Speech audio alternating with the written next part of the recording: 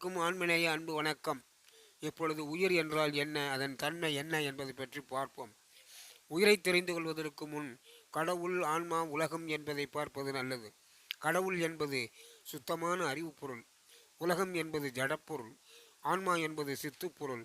ஆக கடவுள் அறிவு பொருள், ஆன்மா சித்துப்பொருள், உயிர் மேற்படி இரண்டிற்கும் இடைப்பட்ட ஜட சித்துப்பொருள். இந்த உயிர் எவருடன் சேர்கிறதோ அவராகவே மாறிவிடுகிறது. இனி இத்தன்மை என்ன என்பதை பார்ப்போம். ஆன்மா தனித்து அணுவாக வந்து உடலில் புகுந்ததும் கருவிகரணாதிகளுடன் சேர்ந்து அதன் பெயர் மாறிவிடுகிறது. வித்தியாதத்துவங்கள் காலம், நியதி, கலை, வித்தை, அராகம், புருடனுடன் ஆகிய 5 சட்டைகளை அணிந்து சத்துவ, தாமச, ராட்சசம் ஆகிய 3 குணங்களை பெற்று உயிராகிறது. அன்பர்களே, உயிரின் தோற்றம் புரிகிறதா? அருட்பெரும் ஜோதி.